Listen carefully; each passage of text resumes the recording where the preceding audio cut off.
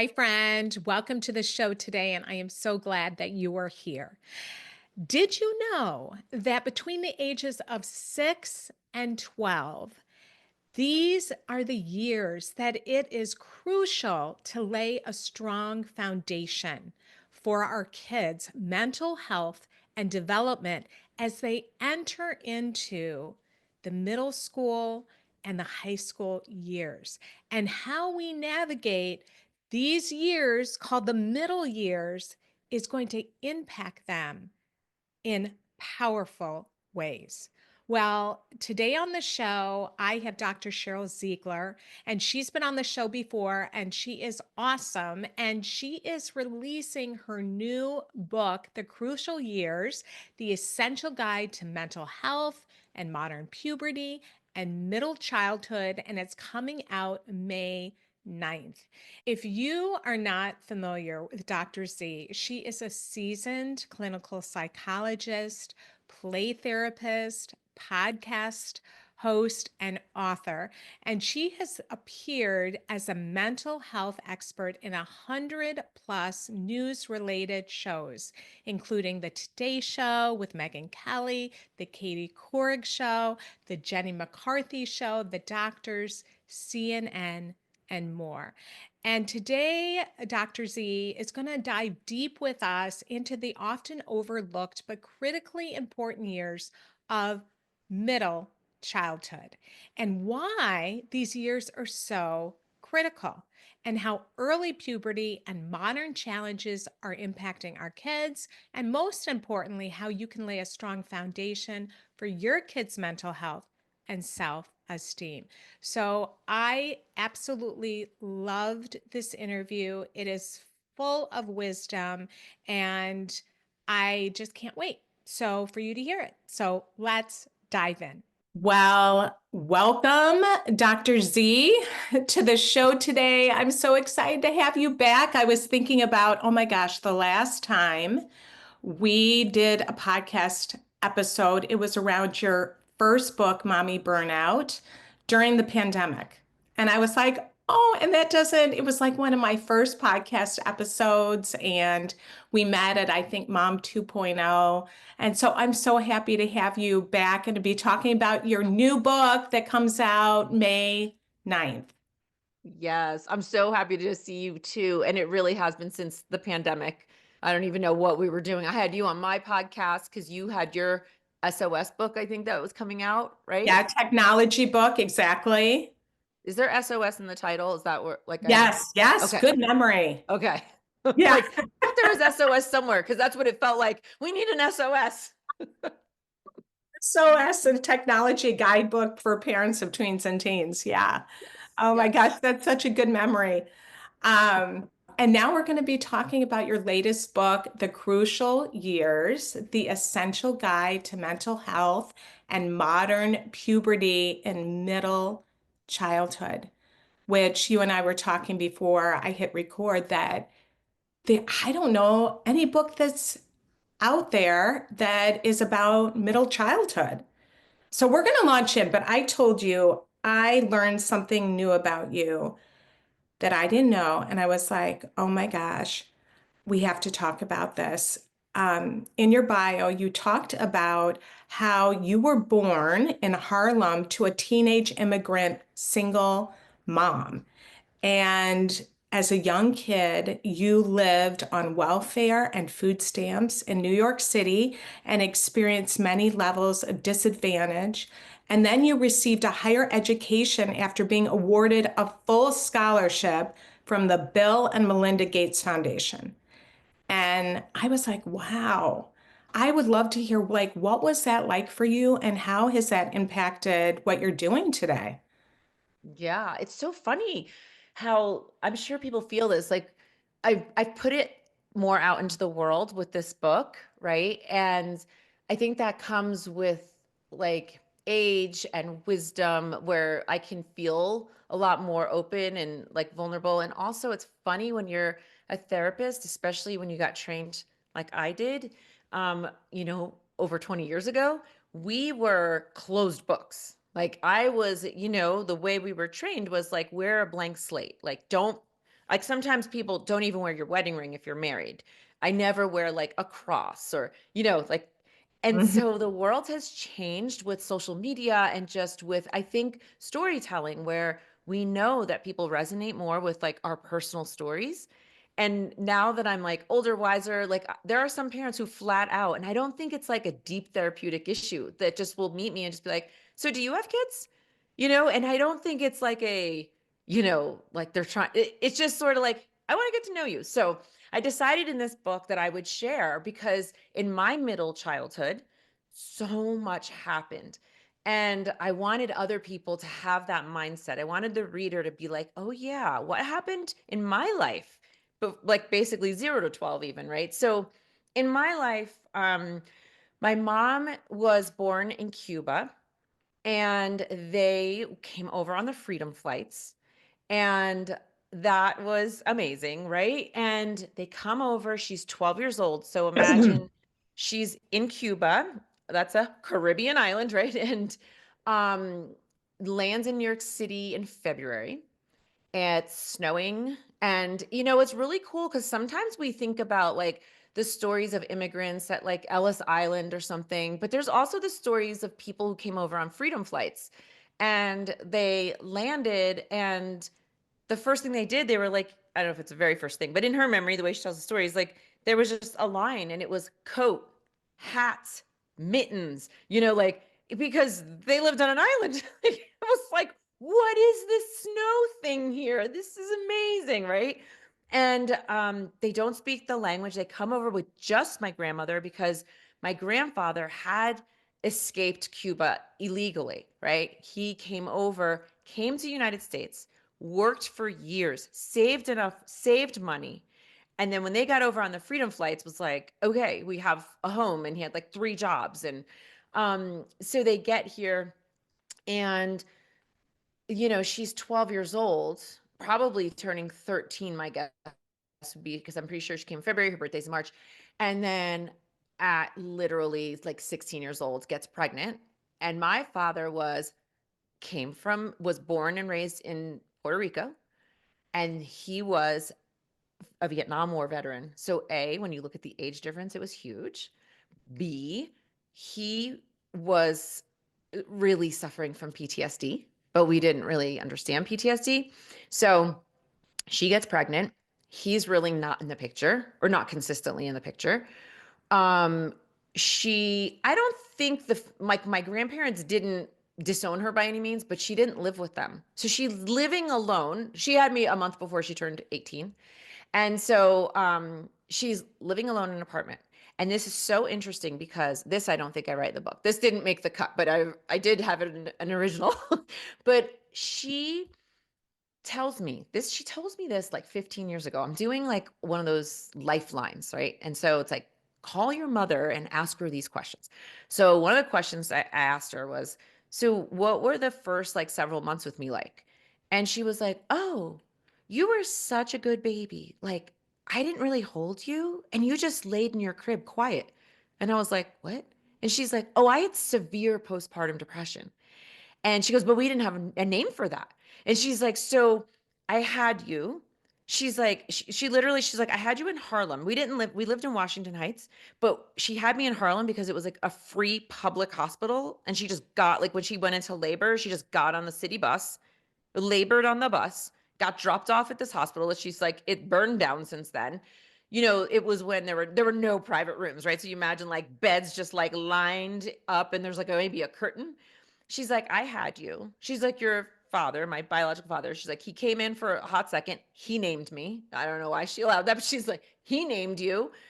And she's like, and I went home alone, like on a bus. I went back on the bus with you. And she said, and then I just would feed you, change you, and put you down. And I was like, oh my gosh, she doesn't even realize what she's saying, right? Like, she didn't even Yeah. realize. And she's like, it went like that for months, until one of her friends came over. She was like, she opened the curtains and was like, you have to take this baby out, and you have to get going and like hold her. And she's like, but it was several months, right? And so my mom was, now she's 18. she has a baby. So we literally were on welfare and food stamps and like public kind of like health. Like I remember when I needed to go to the doctor. I just remember sort of this large, loud kind of clinic. And we spent time between Washington Heights and the South Bronx, which was really rough at the time. I wasn't allowed out past dark. Like I had to, like I remember certain things really distinctly, but one thing is, of course, when you're a kid, I mean, maybe for people to know, like you kind of don't know that you're poor. You just know whether like you're loved or not, or how's life. And I was surrounded by a lot of family, and I did always feel loved. And I had cousins, and I had aunts and uncles, and I had my grandparents, and I had my godmother was really important to me, my mom's sister. So my aunt, I had two aunts, I had an uncle. So I had a lot of people around me. And it really wasn't until, so I went to PS 98, and that's how they do schools in New York City. So PS stands for public school. So mine was PS 98. My mom would come during kindergarten, and she would feed me a bottle. I was still on a bottle in kindergarten. Isn't that crazy? She's like, I would come. And it's funny because she was young, right? And she didn't Yeah. care, and nobody was guiding her, so she was just like kept giving me a bottle. And so she's like, "Yeah, when it was lunchtime, then I would come over and I would go to the fence," she said. And because they were just like chain link fences. She's like, she didn't come in. She's like, I would be on the other side of the chain link fence and you'd be, and I would sit there and give you a bottle, and then I would leave. And I'm like, oh my gosh, like this is crazy. But this was my story. And then she says the story goes that like in first grade, I had a teacher, Mrs. Wolf, and was it Mrs. Wolf or Mrs. Glick? I don't know. Those are my two teachers' names, but I think it was Mrs. Wolf. Anyway, and she says, my mom says that she was like, you have a really bright daughter, and you should probably try to get her out of here if you can. And so then my mom meets this New York City police officer. His wife, he had four kids, and his wife had just walked out on him. And they lived an hour north of New York City. So I lived 0 to 7 in New York City, and then 8 and older in Monroe, New York, which is in Orange County, New York, which was like the country, we called it. Felt like a bazillion miles away, like 50 miles north of New York City. So she goes there. She's like in her early 20s. Now she's got me, who we shared a one-bedroom apartment. We shared a bed. Like that's how I grew up my first 7 years. Again, I didn't know any better. Yeah. But I do remember when we went to like see the house. First of all, the funniest thing is that what I dreamed in my head was I pictured the house from the show Dallas. Remember like the nighttime soap opera Oh, Dallas? yes, yes, That's what I yes, thought I was yes. going to. I was not going to a gorgeous ranch somewhere, but that's what I pictured. And I remember getting there, and it wasn't like, it was sort of probably like sort of a middle to lower middle class, home. And there were going to now be 7 of us in there. And so I was like, oh, okay. But I did have my own room. And that meant something to me. And even though it's literally was the width of a twin bed and the length of like a twin bed and a half, like it was tiny, I was so happy to have my own room. And so that's like my beginning origin stories. And then after that, like that's my middle childhood. And that became all about assimilation and lots of race stuff that I didn't even know existed, because when you're at least, and then in New York City, and everybody spoke Spanish and people looked like me and people ate the same food that I ate. And then I moved and nobody looked like me and nobody ate the food that I ate. And so that's my origin story. Wow. Now, so if I understand correctly, did she marry the cop? She even married my father for a hot second. she Okay. she Okay. married my And then with your dad, she moved, then you moved. Okay. Then we moved. Then she did marry the cop. Yes, she did marry the cop. Okay. And so then you had a step family. I had a full step, and I was the youngest of 5. I became the youngest of 5. So I was an only child sleeping in bed with my mom for the first 7 years. Then I became the youngest of 5 by far. And because they were like teens and even like maybe 20, like they were older than me.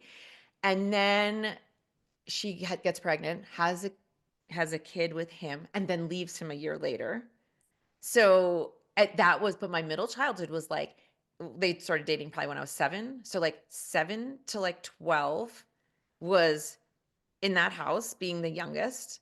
Then 13, we moved out with my half brother, which is my own, like my only brother, like by with blood. And then we moved out and she got married for a third time. And then those were my adolescent years. And she's still with the person she married. But yeah, it's wild. Just Wow. wild. Wow. Yeah. Wow. Which I I love attribute, hearing your story. I I mean, know. yeah. And how do you said I attribute it to, Yeah. I know. Well, I attribute all those experiences and losses and trauma and racial issues and all the things I went through, but I do attribute it to why this is my calling and why I do the work that I do, because there can't be, I don't judge anybody. And I can understand so many different situations and different Mhm. socioeconomic statuses and different family formations. And so of course, when you're going through something, it can feel really tough, or when we see our kids going through something, we can want to protect and shield them. But it's like a reminder that, and it really, really has been for me raising my own kids, like when they have gone through tough times, like this is part of your character, though. This is part of your story and who you are. And it's, hopefully our job to do something positive with all the experiences we go through. Yeah. It created resiliency in you. Hmm. And yeah, yeah. And I think we don't think about that. We try to shield our kids from this the challenges and the struggles. And I was part of a step family too. My dad died when I was 10, and then my mom remarried, and then I had a step family.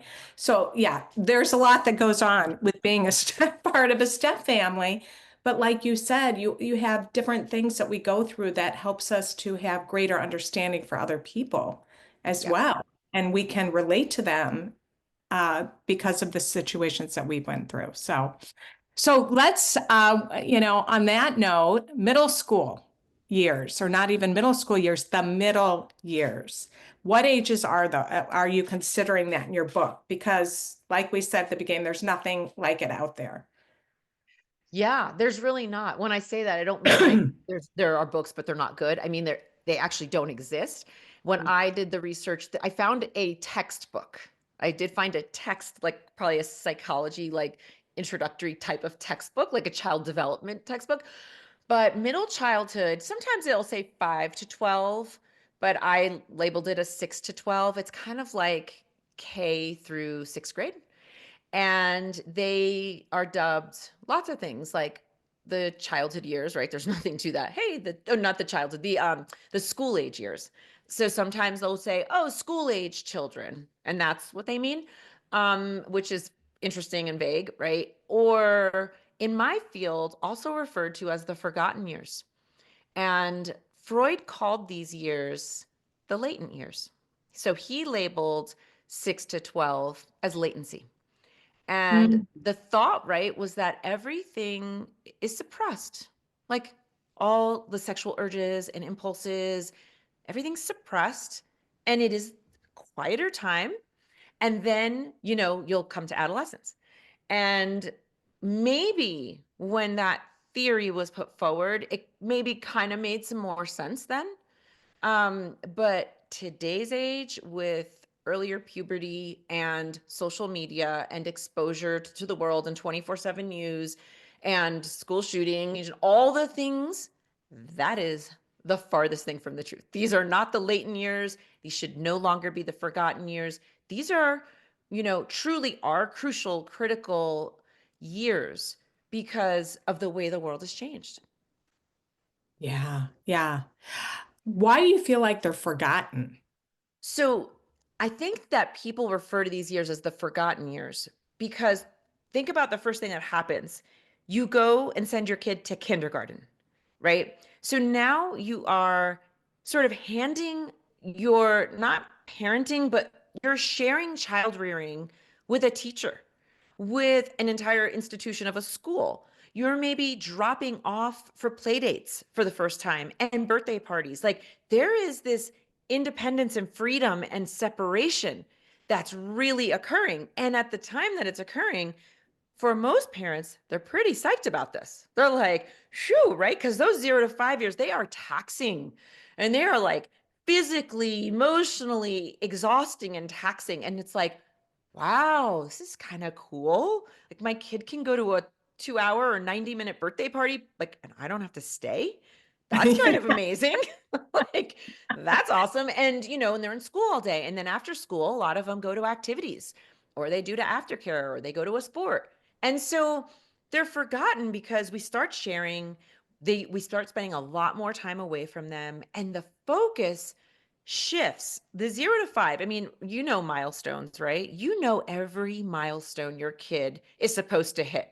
And Mhm. then it's so funny. I've done a couple of talks, and sometimes I'll say, okay, so who here knows what like some milestones are for 7-year-olds? And everyone just starts laughing. We don't know. We don't know. And if you're going to go to someone, it might be a teacher, and they're going to tell you academic milestones. Oh, okay, they should be able to start their multiplication tables and whatever it is. And that's what the focus starts to become. And the social, emotional, moral reasoning, that whole part, we just don't know. So in the book, I actually created a social, emotional timeline, like milestone guide, and I did it by age 6, age 7. And that way people can just have, even I wrote attention span in there. Like, because sometimes we're like, oh my God, does my kid have ADHD? They don't seem to be paying attention long enough. Like, we start to lose sense of what are they supposed to be tantruming at 8 years old, right? Because you think, well, I think you're too old to be tantruming like this. But we actually don't know that for sure. We just think it. Your body's big. You're much older. You're in second grade. Why are you tantruming like you're in kindergarten or not even, or like you're in preschool, right? And so take that combination. And then right now it's the year 2025, right? You had the pandemic delays. So if someone's listening and they have a 5 or 6-year-old, we know that those kids are delayed socially and emotionally. And so now I think parents are going to be even more tripped up because I think kids, I mean, you talk to any teacher and they'll tell you, no matter the grade, even high school teachers will say, these kids feel 2 to 3 years younger than in my, X amount of years of teaching, like what is going on here. And we think it's going to take a generation too, to really probably catch up with that. Yeah. Isn't that amazing that it had such an impact where we're still trying to work it out and figure out how it impacted these kids? Oh, so strong, especially Yeah. if like Yeah. you're in my world, then we're talking about it all the time. Like these delays are so significant. I love in the book that you talk about what's happening developmentally because I hear from moms like 9, especially my granddaughter is going to be 9 in July, and they actually live with us during the week due to their mom's schedule and everything. And she's a single mom. Um, but I see it like the drama is just ratcheting up, fourth grade, and I'm so grateful that I have an idea. Okay, this is normal because moms are like, is this normal that this is happening? And that you go through that. And what you talk about in the book is how important it is that we understand these things for their mental health. And so, what are some of those things that we need to understand about our kids at this age? And how can we be helping them developmentally, emotionally, mentally to lay that Yes. foundation? So I want to start off by saying what you want to know is if you have a daughter, right? By and large, third grade is when sort of mean girl drama, Yeah. Mhm. social, relational aggression begins. And there's no coincidence that because we have earlier puberty, okay, this is for boys and girls, this is not just in the United States, this is around the world. We have earlier puberty happening, which means now today, if you have an 8-year-old who is showing signs of, let's say, breast bud development, that is considered normal. That's on the earlier end of normal for sure, but it's still within the normal range. And that should blow people's minds because I don't think when I was in second, third, or fourth grade, I don't recall girls developing breasts, or at least, a multitude of them, or wearing bras, or then having the emotional shifts, and then pubic hair forms. There's a whole cadence to this. So I would want parents to know that for girls in third grade and for boys in fourth grade is when we start to see sort of bullying and drama and those kinds of things, which we typically kind of associate as middle school issues.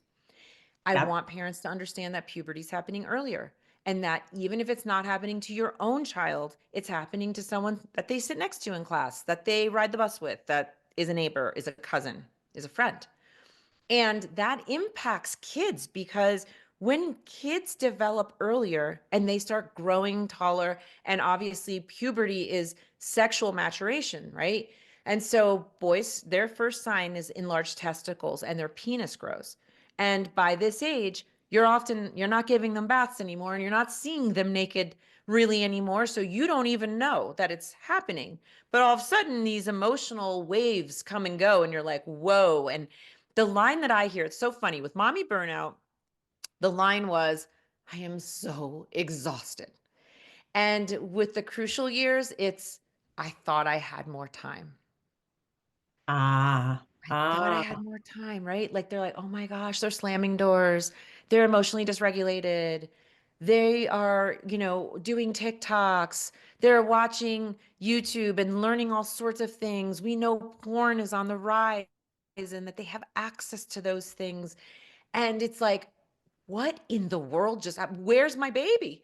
And it's Yes. like, yeah, you've got like 8, 9 years at best where you feel like, yeah, you got your baby. And then the world is just causing, whether, the earlier puberty, why is it happening? Whether that's environmental toxins, we have rising levels of obesity, we have extremely high levels of stress, highest levels of stress ever recorded from kids and from parents.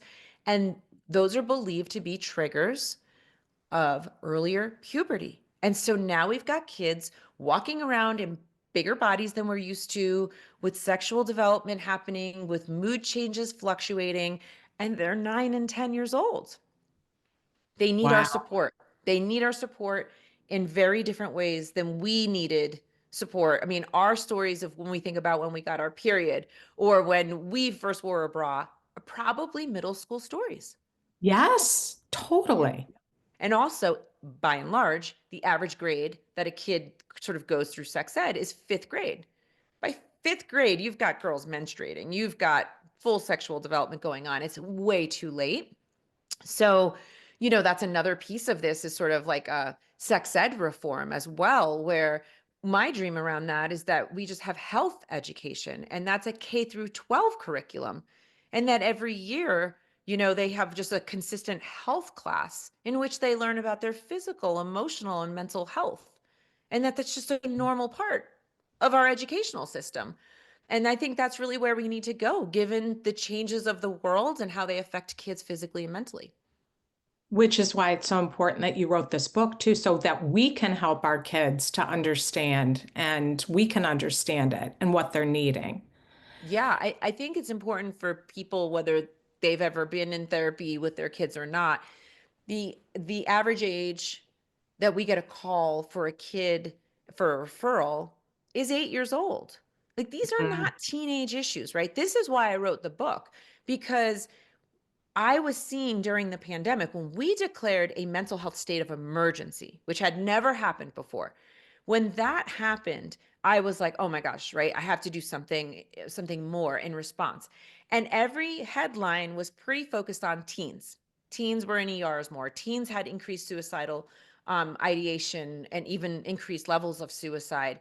And I thought, at first I started off writing a book about anxiety in teens, right? Just started playing around with a proposal. And then I was like, it's too late. If I have a mindset and a model of being proactive, of prevention, mm, I don't want to write a book for parents of teens. I want to write a book about mm. the stage before. What can we do to prevent this? That's what this book is. This book, in a sense, the subtitle could have been changed like The Roadmap to a Healthier Teenage Years, because this book is like, first of all, let's stop and appreciate that this is an incredibly important developmental period of middle childhood. A. B, let's figure out what's happening in it. Great. C, let's use it as prevention for the things that we know are happening in the teenage years. We know substance use, vaping, more depression, anxiety, addiction to screens. Like, right? Sextortion, all sorts of things are happening. But I am really confident if we can be more thoughtful and not forget these years, and I want to dub these years more like the golden age of opportunity years, right? Your kids Yes. still, they love you. They still want to hold your hand. Like right now with your granddaughter, right? She probably will still want to cuddle you and all the things. You've only got a couple years left of that. And Yeah, then you don't totally. know anything. My Mhm. friends know everything. My mom, my grandma, she doesn't know. She doesn't get us. They're so old. They're irrelevant, right? And now you're going to cross that barrier when I say you, the collective you as parents, at it could be 12, it could be 12, 13, 14. And they are no longer going, you're not their number one anymore. They aren't trusting you or even think you know. And now they're going to go to their friends. And so those are called the identity years, right? Adolescence, identity years. But middle childhood, these years, this is what the foundation of the book is based on Eric Erickson's psychosocial stages of development. And these years, 6 to 12, he called industry versus inferiority. And what that means is that, what'd you say?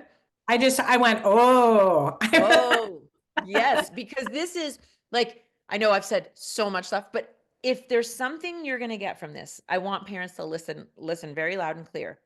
We've known, because we've been studying this since the 1950s, we know that this stage of middle childhood is literally what's going to set up your kid's self-esteem.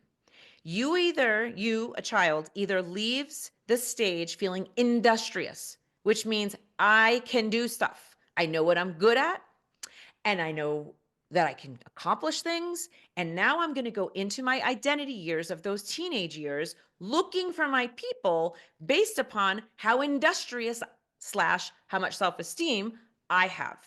I have self-worth. I think that I'm worthy. I think I have something to contribute to the world. I am a capable person. Literally listen to me loud and clear. I want like a worldwide megaphone on that.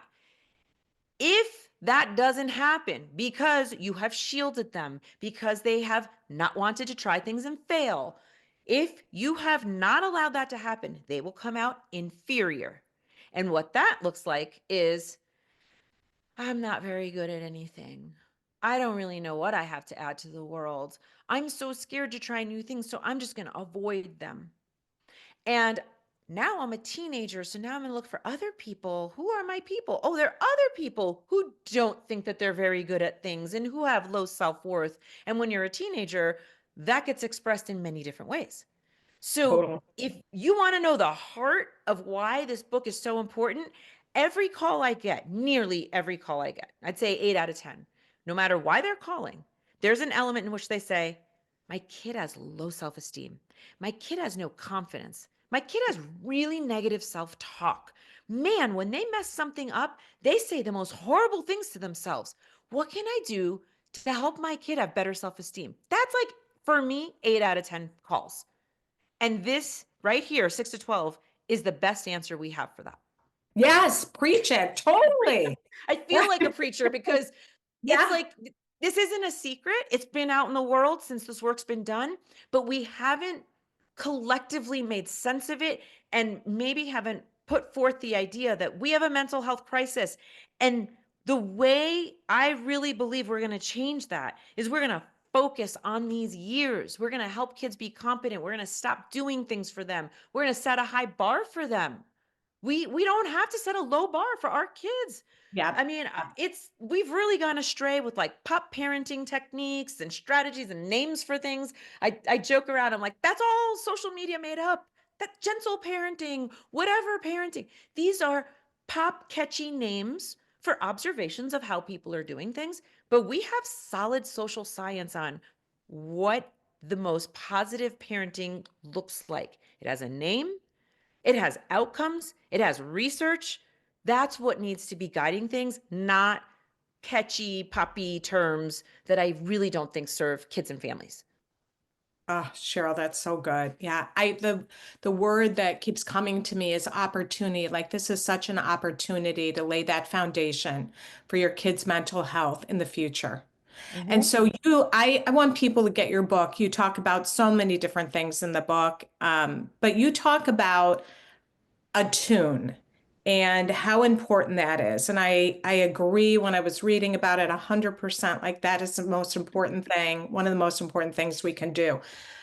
And we can make it so complicated. I see that, and there's so much information out there and, and you just get your, oh, I got to do this and I got to do that and I got to do this and I got to get them in this activity and I got to get them in that so they don't fall behind. And not that those things are bad, but I think that we miss the most important things. It's so easy to do. We get in the doing rather than the being. So tell them, what is a tune? So I'll talk about attunement, right? Attunement is something that 0 to 5 really matters, right? Attunement, like when you attune to your baby. When you attune to your baby, that means that when they cry, right? It's amazing. When you're a new mom, when you cry, you know that your different cries. Oh, they're hungry. Oh, they've got gas. I need to burp them. Oh, I got to change a diaper, right? And you're tuned, like you're hyper attuned almost, right? You're really connected to your baby's needs because you see them as this little helpless thing that relies solely on you to live. And then they start to get older. And as they start to get older, you have to attune now to moods and to behaviors. And basically, attunement is like being in touch with somebody else, knowing what their needs are without verbalizing them. You don't have to be verbalized, and then responding to those needs. So the Gottmans came up with an acronym for attune, right? I still have to look it up sometimes. But basically, it's a reminder of how we want to really pay attention to what's happening with our kids. Because I hear parents say all the time, I have no idea what's happening. They're not talking anymore. They're not telling me. I don't even know the parents anymore. I don't even know what happened in their day. I ask them every single day, how was your day? And then they don't tell me. They just say, Yep, fine, yep, yep. right?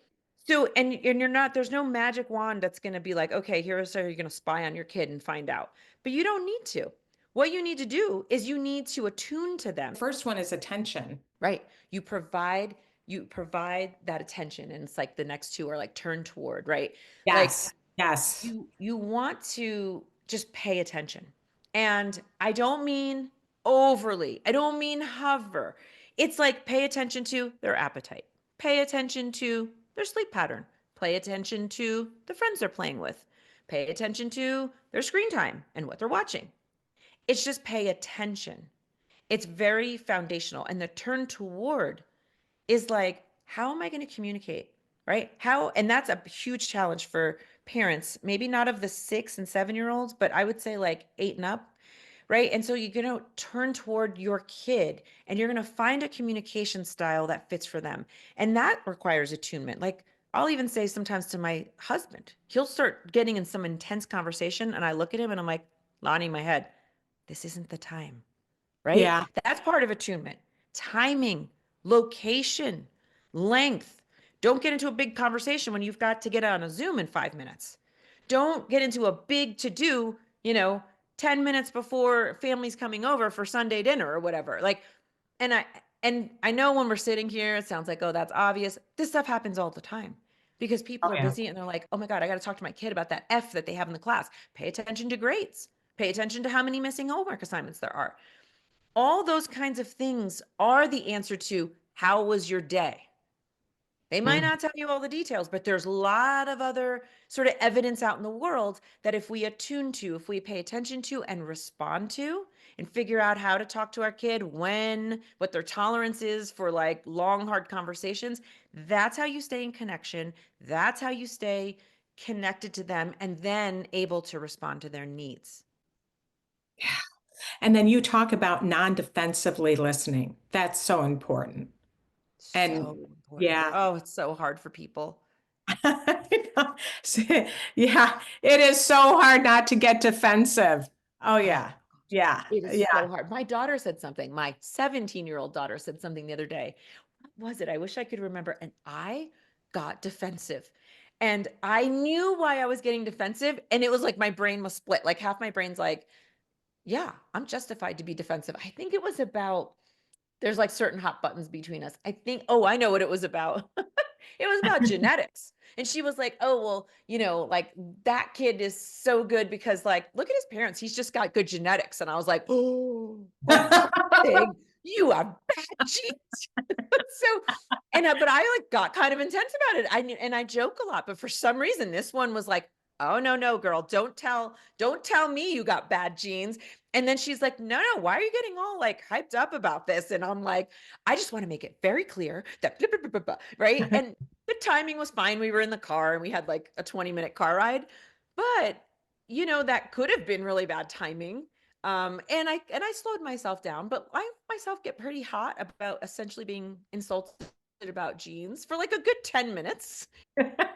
Yeah, I mean, so much, right? The book is really important because it's like a journey. Like there's actually a trigger warning on the entire book, because early readers have said like, whoa, I didn't Mm. realize how much I haven't unpacked.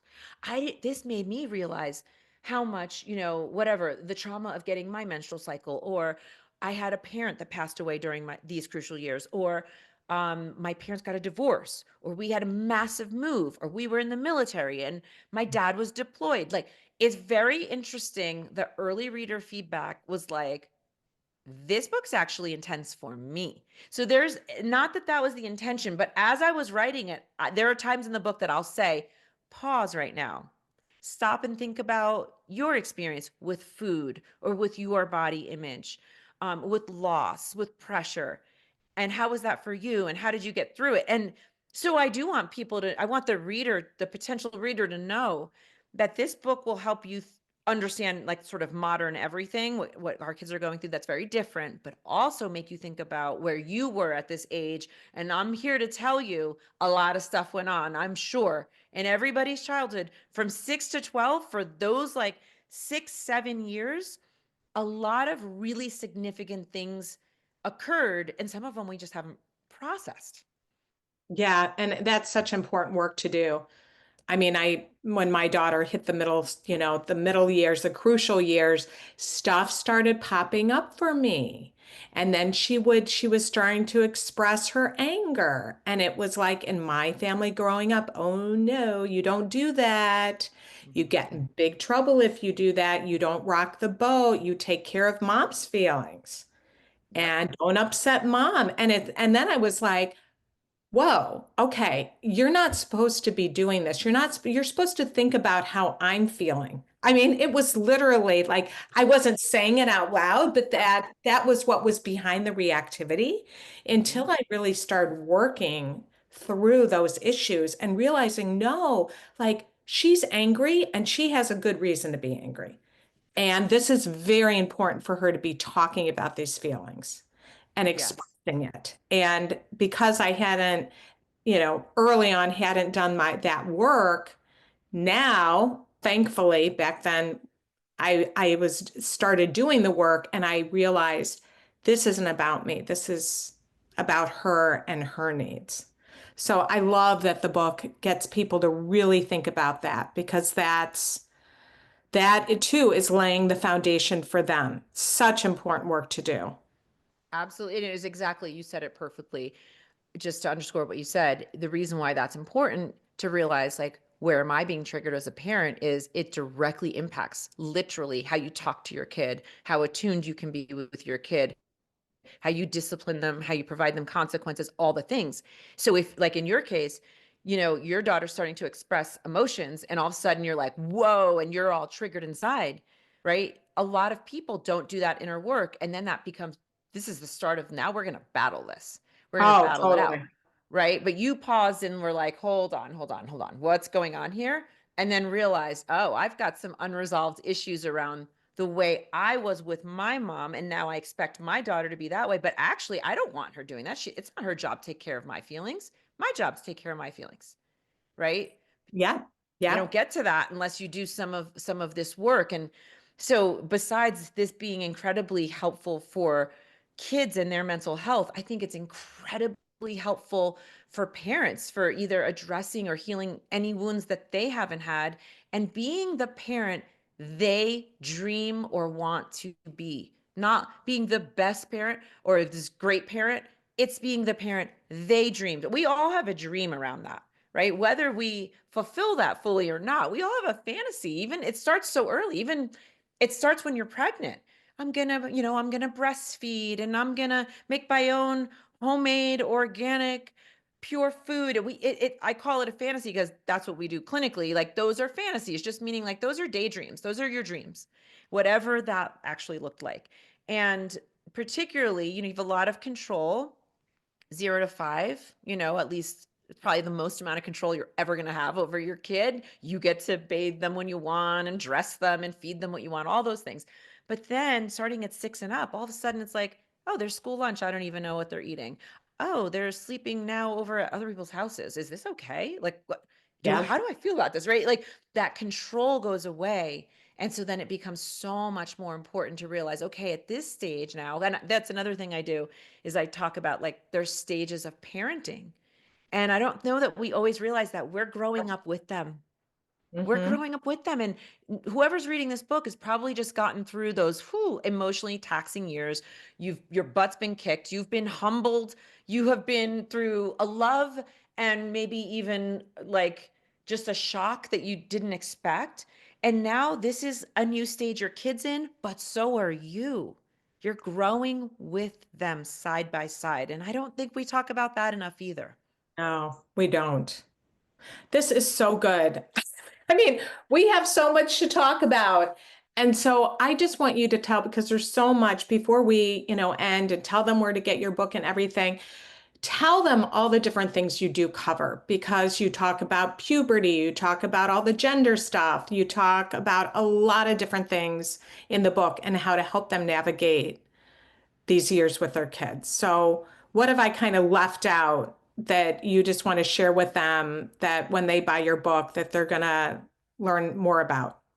Yeah, I think that's a good point because I do want people to know too. I cover what I consider like important child development. So it's 3 sections. First section is just describing what is middle childhood, understanding this phase, and the role that parents can play, and then what puberty is, regular puberty, earlier puberty, just what it is. I provide scripts on how to talk to your kids about all those things. Then the next one is like what I call the foundation of a healthy relationship. And within that, and I will tell you, people seem that my feedback so far is this is people's favorite section, which is it's really about emotional regulation, how to do that for yourself as a parent, how to do that for your kids, how to instill that in them. Cause that's, I mean, probably the number 1 or 2 reasons that kids get into therapy is parents will say they have these gigantic emotional ups and downs. They're tantruming. They can't handle losses and stress. So there's that. And then I get into like the issues of today. So pressure with sports, social, substances. Yes, there's an entire chapter on substances.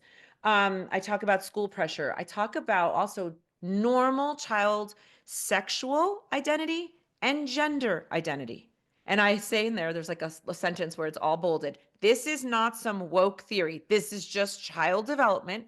And I think it's really important for parents to understand what is just typical, regular, normal child development. And then I end it with what's called the tough stuff. And it's pretty much 3 topics. There's body image, there's relationship with food, there is um, digital stuff, that digital well-being, the screens. It's a very different chapter, I think, than what anyone would expect. And like much of what I see out there, this is, yes, I set up, okay, these are all the reasons, but since we don't talk about middle childhood, all the data I pulled is all about 6 to 12 year olds. And you know, all the things that happen, not like the scary, oh my God, my kid's on TikTok and Snapchat and all these things because they're teenagers. No, this is how do you set them up for success? What is digital citizenship? And then I provide the parents with what I think are important topics. This will continue to evolve and I'll put it on my Substack, but like important terms and how I'd explain it to the parents and then how the parents can teach their kids. And then it ends with substances, and that's a lot around what we see in again the end of these years, which can be vaping and marijuana use and alcohol use, and how we need to start these conversations early. If we start them early, like the tough stuff section, I promise it becomes just like another conversation. If you start it early, casual, often, but little tiny spurts here and there, I think that's the key. I can't wait for our listeners to get your book And I'm so excited about this that you wrote this book. Oh my gosh, we need it so badly. So, and it's interesting, I just on a little side note, because I have a membership, and do you know how many moms are coming with kids younger now? They're like, my kid is only 7. And it's so interesting. This has just started, I would say, over the last year where moms are coming with younger kids. Well, my kid's only 8 or my kid's only 9 now. And I'm like, that is so different, but it's exactly what you're speaking to. And these are crucial years. And so I'm going to promote the heck out of this. So, yeah, so tell them where to find you. The book comes out May 9th. How do they get your book? They can pre-order it. Yes, it's so important. Pre-orders are so important, I will say, just for anyone listening, just for any author. Pre-orders let the world, the publishers know that, oh, there's interest, there's demand in this book. It's not even out yet. So pre-orders are so important. The book is out May 6th. It is available anywhere books are sold. But if people want to go onto my website, drsherylziegler.com, if they pre-order it, I have some bonus stuff in there. And, you can also, there's, the free available resources Substack. I moved to that platform, and I'm really excited about all the different things I can do on there. So if people also want to follow my Substack, which is Dr. Sheryl Ziegler, I'm just going to spend, I bet the rest of this year, I'm just going to go through bits and parts of the book and provide articles and videos and downloads and scripts, just so that I think parents know that they have support. This isn't just a book. Like, this is the beginning of changing how you might talk to your kid and how you feel about approaching tough topics. And I really want to create a support around that. So when people Yeah. venture into this, they feel like they've got, like, someone's going right along the ride with them. So thank you so much for having me on. And I hope that people just get so much out of it. I appreciate it. Oh, yeah, absolutely. I love that you're going to work through the material with them so that they can be practicing it, because that you're integrating the book with actually the practicing of the things that you're sharing. So, yeah, I'll give all the links to that to your Substack. So, so parents and caregivers can do that. So, yeah, thank you so much for all that you're doing for writing this book and for coming on the show today. Thanks for having me. I so appreciate it.